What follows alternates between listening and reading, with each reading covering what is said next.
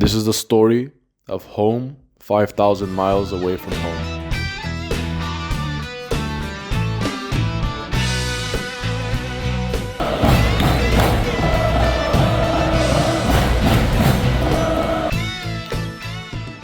So I got the email about my placement for my exchange year, and it says San Charles MO. My first initial thought was, what does MO mean? Which state is it? And I saw Missouri, and I had no idea about Missouri. I didn't know anything about Missouri. I was like, I have no clue. My first initial reaction to the name of the town, San Charles, I was like, oh, this sounds very British. I thought that it was going to be in the middle of a forest somewhere. And then I opened up the weather for that week, and it just happened to be like raining the whole week. I was like, there's no way I'm going to be like living in a city that's like London or some shit. Like, it doesn't have any sunny weather. But I went there. It turned out to be a part of a bigger city called St. Louis. And over the course of the next 10 months, it became my second home. It really became a place where I felt very comfortable, really nice. And it's also a place which has a free zoo. Bro, do you love penguins this much? How much do I love penguins? Yeah. That much. Hello. How are you doing today?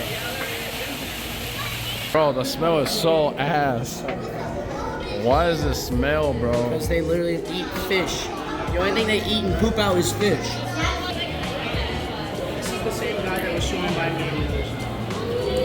Chadwick, he loves you. Hello. Hi.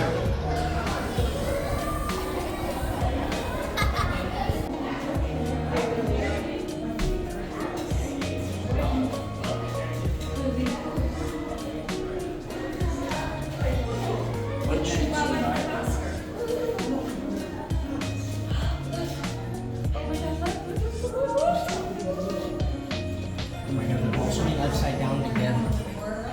He's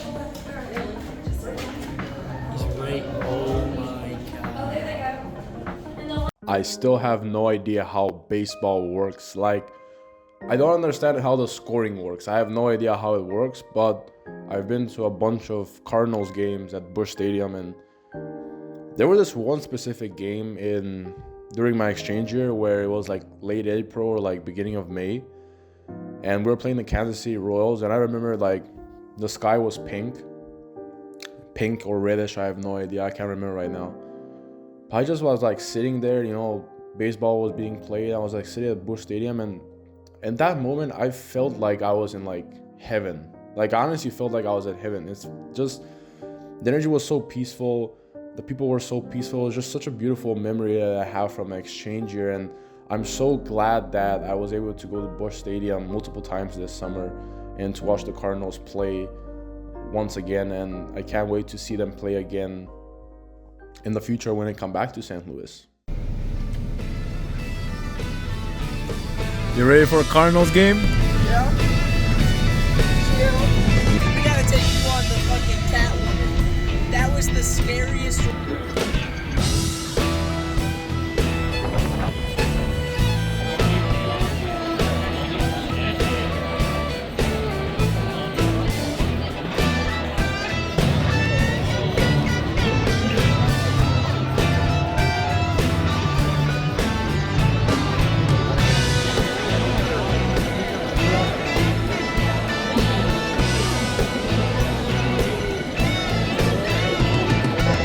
Bless America.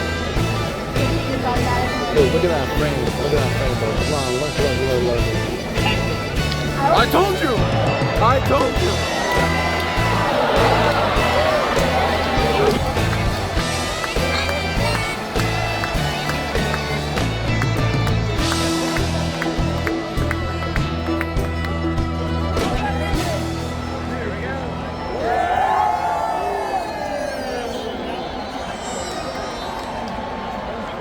The arch is my favorite piece of architecture in the whole world. Nothing can beat the arch for me. Like, I don't care about the pyramids of Giza, and I don't care how they were made or all those theories about how it was made.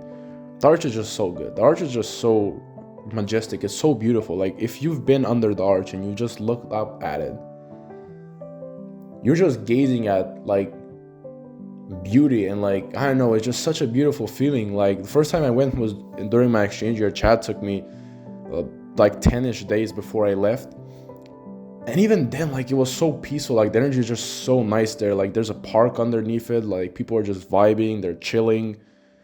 And the fact that you go under it and you go with like this little like elevator slash roller coaster, which is like, I would not recommend it to people who have claustrophobia. Just like going up the arch is just crazy. Like it's just crazy. You're going up the arch. I forgot how tall it is exactly, but the view from the top is amazing. The view from the top is something that I would recommend anyone to go and see.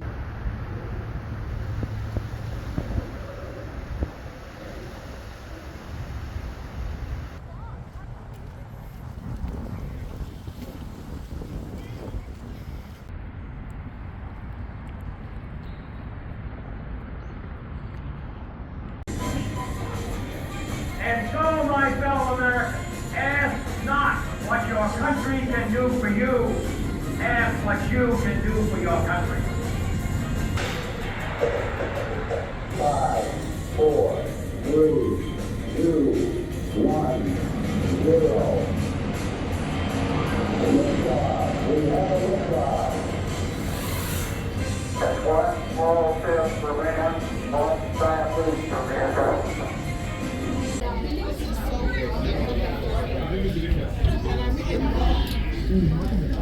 Busch Stadium, are we really just down there?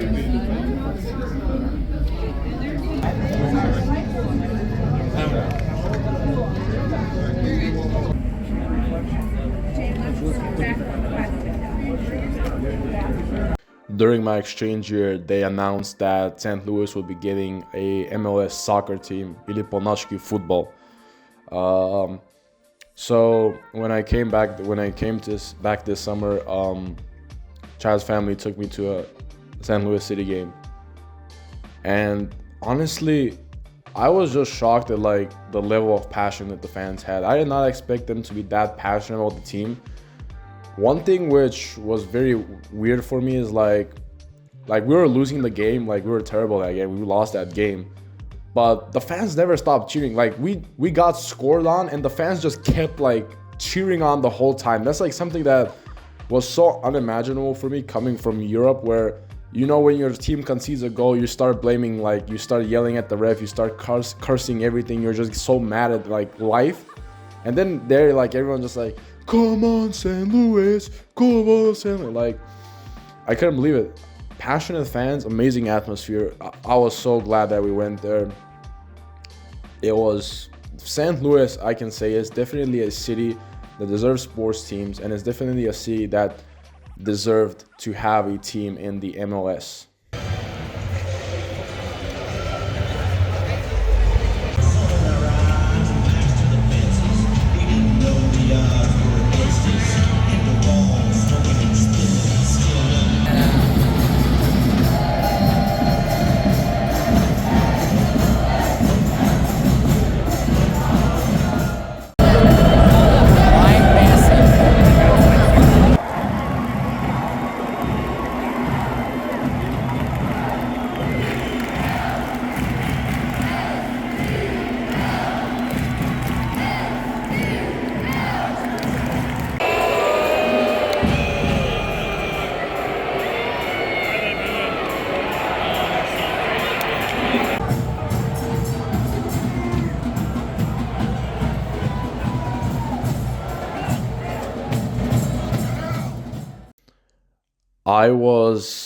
When I was flying to St. Louis this summer, I had a stop at Brussels, and like the layover was very short, and there was 40 people in front of me waiting at passport control, and the gate that I had to go to was at the other side of the airport, of course. And I remember I asked the security guard if like he could help me like cut in line or something, because I was gonna miss my flight. And he said no, and that got me really pissed. I was really mad, and I had no idea what to do because I'd never missed a flight before. And I was like, what to do. And like that moment, I know, just my instincts kicked in, and I just started asking every single person in front of me, like every single person that was in line. I'm sorry, could I pass through this line? I asked every single person, and all of them let me through. All of them let me through. And when I got to passport security, I give them my passport. I'm just waiting in like stands to just start running. And I get it. And I just start running through the entire airport. Like I had to go through the entire section, the entire terminal, because it was at the end of it. So I'm running down. I have no breath. And just getting there. And like the lady that's like there who's checking the tickets is like, are you flying to Chicago? I was like, yes, I am. And she was like, where are you going? How long are you, this and that. She was asking me those nice procedural questions.